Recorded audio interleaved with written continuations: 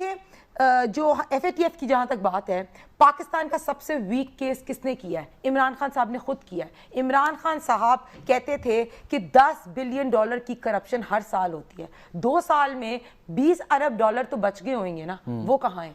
फिर चाइना जाके ये कहते थे हम चोर हैं, हम चोर हैं। पूरी दुनिया में जाके इन्होंने कहा हम चोर हैं। किसने पाकिस्तान को डिफेम किया? किसने पाकिस्तान का चार्ज शीट जो है ये करप्शन वाली पूरी दुनिया में फैलाई? फिर आप मुझे बताएं कि टेररिस्ट वाली किसने कहा कि हम ट्रेन करते हैं टेररिस्ट को? किसने कहा यूएस में? इमरान खान साहब ने कहा था। उन्होंने कहा था जब वो यूएस गए थे कि हमने एक तो उन्होंने जब उसामा बिन लादेन को शहीद कहा और वो एक स्टेटमेंट था, देखिए वो एक स्टेटमेंट था, अल-कायदा को हमने ट्रेन किया।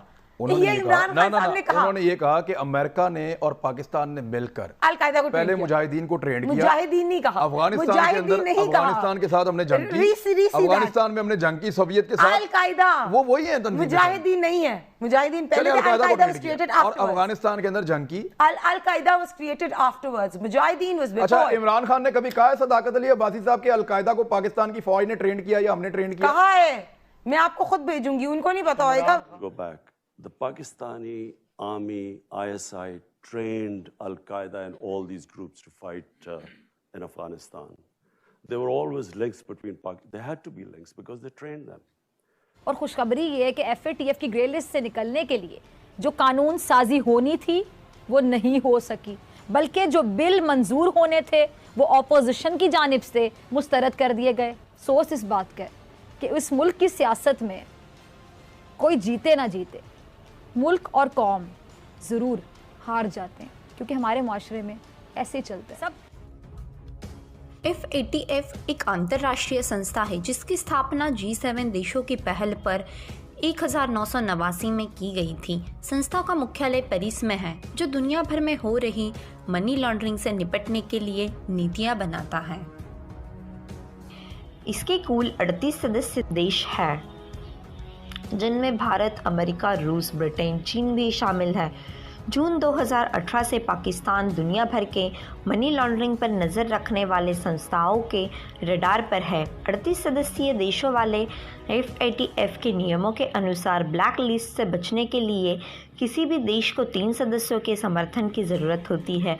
इस वर्ष पाकिस्तान को ग्रे लिस्ट से बाहर आने के लिए 36 वोटों में से कम 15 वोटों की ज़रूरत है। इस लिस्ट में आने से पाकिस्तान को हर साल लगभग $10 बिलियन का नुकसान हो रहा है। FATF द्वारा किसी देश को ग्रे लिस्ट में डालने का मतलब है कि उस देश को चेतावनी दी जा रही है, समय रहते उन कदमों पर अमल कर दे ताकि मनी लॉन्ड्रिंग और चरमपंथी गुटों को मिलने वाली आर्थिक मदद पर अंकुश लगाया जा सके। लेकिन इस चेतावनी के बाद भी अगर कोई देश वो कदम नहीं उठाता तो उसे FATF द्वारा ब्लैक लिस्ट में डाल दिया जाता है। आज तक ईरान और उत्तर कोरिया को ब्लैक लिस्ट में डाला गया है।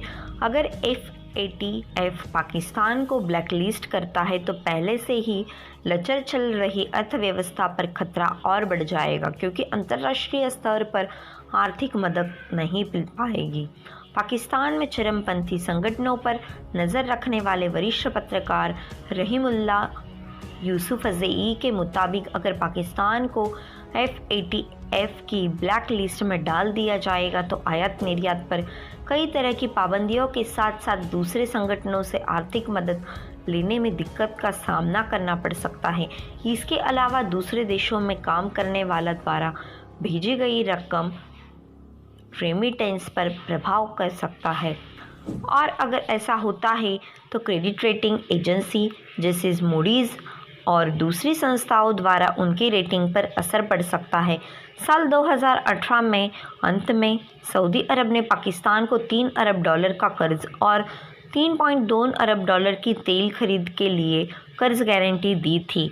लेकिन अब खबरें आ रही है कि पाकिस्तान के सऊदी अरब पर कश्मीर के मुद्दे पर दखल देने का दबाव डालने के बाद सऊदी अरब ने पाकिस्तान से $1 अरब जल्दी वसूल लिए हैं और अन्य $1 अरब का कर्ज जल्द चुकाने के लिए कहा है।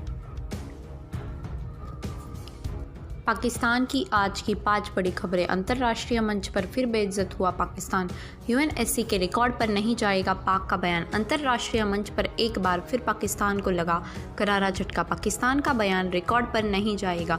यूएनएससी अध्यक्ष ने भारत से कहा, आतंकवाद के मुद्दे पर भाषण देने का पाकिस्तान ने किया था दावा। अगली बड़ी खबर, भारत चीन तनाव के बीच आग में घी डालने का काम कर सकता पाकिस्तान। एक्सपर्ट्स को चिंता, भारत और चीन के बीच तनाव में पाकिस्तान निभाएगा भूमिका।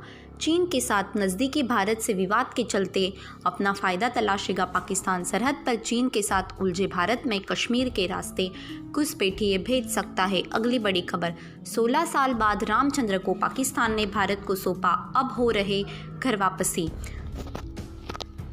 नवादा जिला की काशीचक प्रखंड के रामचंद्र पागलपन का शिकार होकर पाकिस्तान पहुंच गए थे। अगली बड़ी खबर, पाकिस्तान मेट्रो बस में भयानक आग। इमरान खान ने चंद दिनों पहले किया था उद्घाटन, बताया था हाई लेवल प्रोजेक्ट। अगली बड़ी खबर, दुनिया के सबसे अमीर उद्योगपतियों में शुमार बिल गेट्स पाकिस्तान में पोलियो के लिए कार्यक्रम चलाएंगे। इसके लिए उन्होंने पाकिस्तानी सरकार को छोड़ पाक सेना प्रमुख जनरल कमर जावेद। दुनिया के सबसे अमीर उद्योगपतियों में शुमार बिल गेट्स पाकिस्तान में पोलियो के लिए कार्यक्रम चलाएंगे। इसके लिए उन्होंने पाकिस्तानी सरकार को छोड़ पाक सेना प्रमुख जनरल कमर जावेद बाजवा से बात की है। दरअसल पूरी दुनिया को यह पता है कि पाकिस्तान में सरकार की बागडोर सेना के हाथ में है। ऐसे में बिल गेट्स का किसी देश की सरकार को छोड़ वहां के सेना प्रमुख से बात करना लोगों को हैरान नहीं कर रहा है।